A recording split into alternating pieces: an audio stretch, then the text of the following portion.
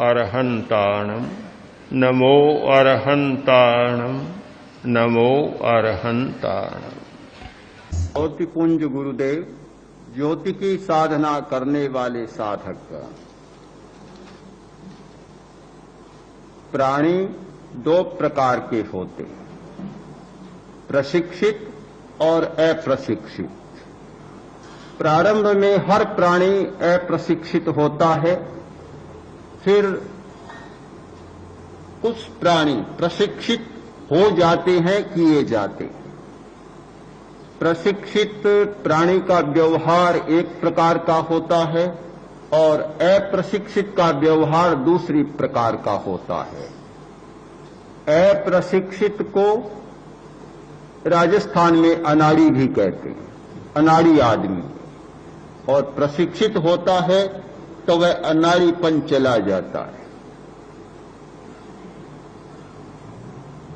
हाथी, घोड़े, बंदर, तोते, मैना यानी पक्षी और पशु प्रशिक्षित होते हैं, एक प्रकार का व्यवहार करते हैं और प्रशिक्षित प्राणी का मूल्य भी बढ़ जाता है।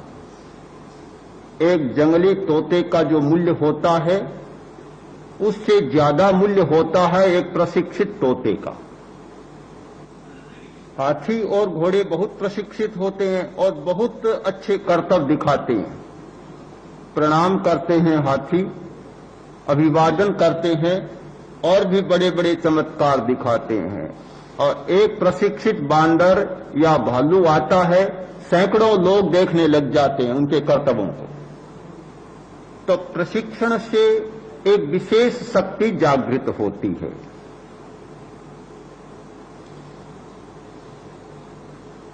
हमारी चित्त की तीन अवस्थाएं होती हैं, व्यग्र, एकाग्र और शांत। पहली अवस्था है व्यग्रता की, दूसरी एकाग्रता की और तीसरी शांत। व्यग्र का अर्थ होता है अनेक विचार, अनेक विकल्प। एकाग्र का अर्थ होता है एक विकल्प और शांत अवस्था का अर्थ है निर्विकल्प। निर्विकल्प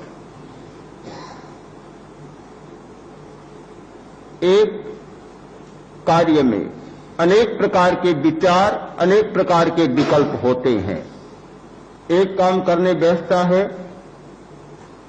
एक प्रकार का विचार करना चाहिए, पर बीच में इतने विचार आ जाते हैं कि विचारों का सिलसिला ही समाप्त हो जाता है। कार्य में भी एकाग्रता नहीं होती, व्यग्रता होती है। एक काम करना शुरू करता है, पूरा नहीं होता, बीच में दूसरा काम शुरू कर देता है। दूसरा पूरा नहीं होता, बीच में तीसरा काम शुरू कर देता है। फ्रांस का एक बहुत बड़ा वैज्ञानिक हुआ है, अपने जीवन में 900 निबंध लिखे होंगे विज्ञान पर एक भी पूरा नहीं। अगर एक भी पूरा करता तो शायद दुनिया का महान वैज्ञानिक होता, पर पूरा एक भी नहीं किया। हमने देखा है थली प्रदेश में बीकानेर, पुराने बीकानेर राज्य में राजलदेसर नाम का एक गांव, वहां एक कर्मचारी था। बड़ी विचित्र आदत थी।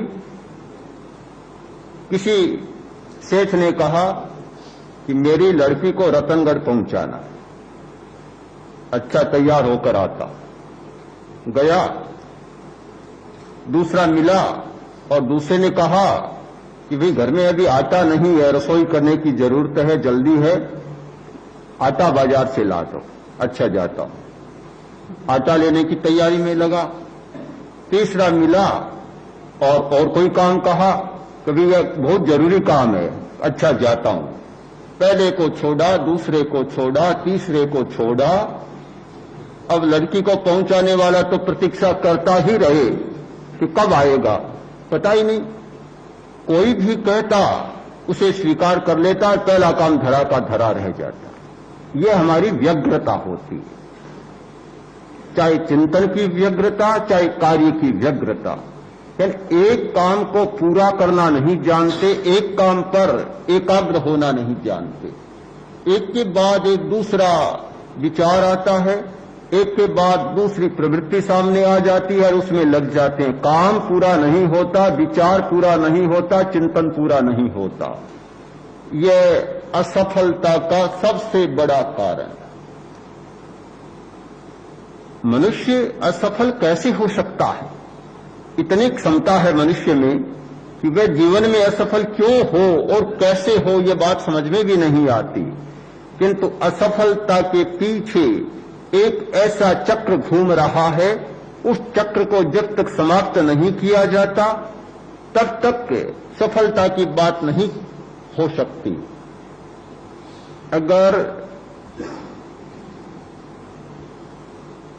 कोई पूछे कि सफलता का रहस्य क्या है, तो शायद उत्तर देना कठिन हो सकता है।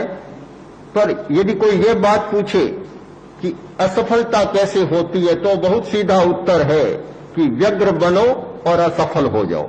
कोई कठिनाई नहीं है, सीधा उत्तर है, निश्चित उत्तर है कि चिंतन की व्यग्रता और प्रवृत्ति की व्यग्रता, अनेक विकल्प और अनेक कार्य करने वाला व्यक्ति अपने जीवन में निश्चित असफल होगा, इसमें कोई संदेह नहीं। जो एक बात पर टिकना नहीं जानता जब तक कि वह बात पूरी न हो जाए, एक कार्य पर टिकना नहीं जानता जब तक कि वह कार्य पूरा न हो जाए, कैसे सफल हो सकता है? आज व्यापारी बना, दुकान खोली और 5 दिन बाद दुकान को बंद किया, पढ़ने चला गया, 5 दिन बाद पढ़ाई छोड़ दी और किसी नौकरी में चला गया, 5 दिन बाद नौकरी छोड़ दी, किसी और काम में लग गया। कैसे सफल हो सकता है? सफल होने के लिए एक दिशा का चुनाव करना होता है, निश्चित विचार करना होता है, निश्चित दिशा का चुनाव और निश्चित प्रस्थान करना होता है। तो हमारी एक अवस्था होती है व्यग्रता की, और इस अवस्था से ग्रस्त लोग बहुत हैं। पागल खाने में वे लोग ही ज्यादा जाते हैं जो व्यग्र होते हैं। मैंने पढ़ा कुछ दिन पहले अमेरिका में 5 लाख से अधिक बेड केवल पागलों के लिए तैयार रहते हैं। बहुत पागलपन है, और इसका कारण भी है कि वहां तनाव बहुत, और जब मस्तिष्क में तनाव होगा तो हम किसी बात पर टिक नहीं पाएंगे। इतनी चंचलता बढ़ जाती है कि कहीं भी स्थिर रहना, रुकना नहीं जानते।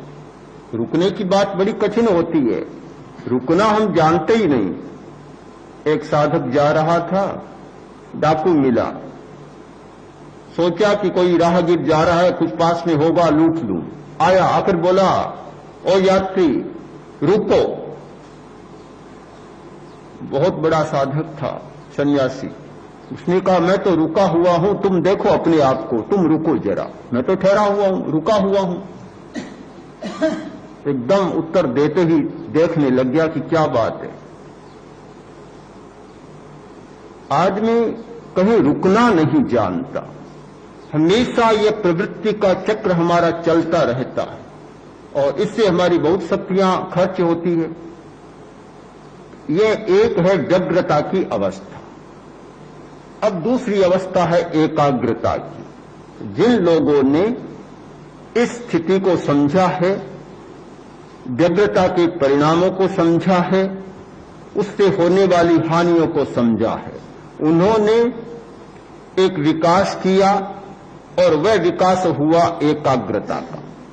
यानी एक विकल्प पर, एक विचार पर लंबे समय तक रहना, और एक प्रवृत्ति पर तब तक रहना जब तक कि वह प्रवृत्ति संपन्न न हो जाए। यह दूसरी एकाग्रता की अवस्था है।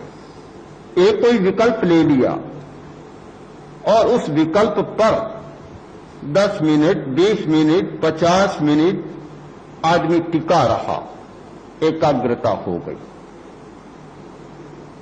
एक कोई कार्य लिया और उस कार्य पर जब तक कि वह कार्य पूरा न हो जाए उस कार्य पर लगा रहा। कठिन बहुत होता है एक विकल्प पर टिकना। हमारी ऐसी स्थिति है, एक विकल्प पर, एक कल्पना पर, एक चिंतन पर और एक स्मृति पर टिकने की बात होती है, बीच में इतने विकल्प आ जाते हैं कि अभ्यास के बिना, प्रयोग के बिना यह कभी सिद्ध नहीं होता। गमन योग करना है, केवल चलना है, पर चलने की क्रिया है, चलने का विकल्प लिया है, संकल्प लिया है, पर चलते चलते तो कितने विचार आ जाते हैं। लिखने बैठे, लिखना है, पर लिखते लिखते दूसरे कितने विचार आ जाते हैं। बहुत कठिन बात है। एक श्वास को देखना है, पर श्वास को देखते देखते कितने विचार और कितने विकल्प आ जाते हैं। ये विकल्पों का जो सिलसिला चलता है तो नहीं पाते, ये एक सामान्य बात है, स्वाभाविक है हर व्यक्ति के लिए। किंतु वे व्यक्ति जो अभ्यास के द्वारा चेतना की ऐसी स्थिति का निर्माण करते हैं कि एक विकल्प पर रहना सीख जाते हैं, तो हमारी चित्त की दूसरी अवस्था बनती है एकाग्रता।